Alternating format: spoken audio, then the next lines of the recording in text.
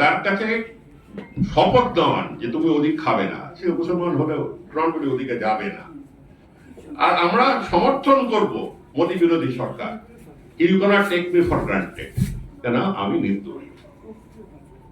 বুঝতে পারছেন? এই করে যদি 50টা ফোর্স আনতে পারি আমরা, 50টা ফোর্স, এর অহংকার আর তোলাবাজি একটু কমবে, কি বুঝলেন?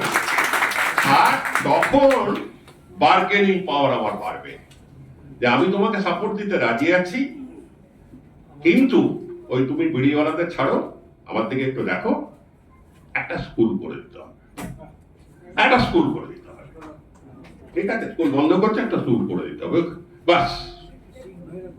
আমার এই মাদ্রাসাতে অ্যাডভান্স কোর্স ঢোকাও, ল্যাবরেটরি ইকুইপমেন্ট দাও, শুধু গালাগাল দিও না, দাও আমাকে।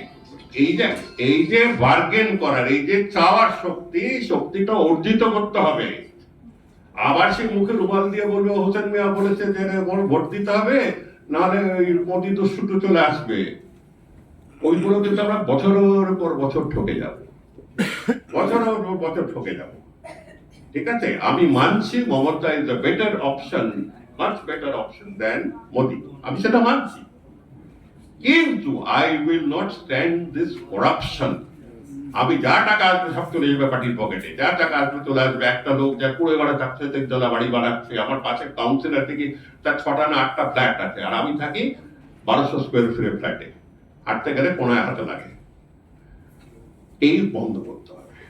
The minority has to understand that it is not a bargaining chip for the ruling authorities. তাদের যতক্ষণ না তারা ইন্ডিপেন্ডেন্ট দাঁড়াতে শিখবে, তার পেছনে অনেক চাপ আসবে, অনেক শক্তিমান পুরুষ এসে বলো তোমরা চাইছো বিজেপি আসবে, আমরা চাইছি না, আমরা তো প্রথমেই বলছি চাইছি না, কিন্তু আমরা চাইছি না চোর বাটপার গুলো আসুক, এই হলো আমাদের মুখের কথা।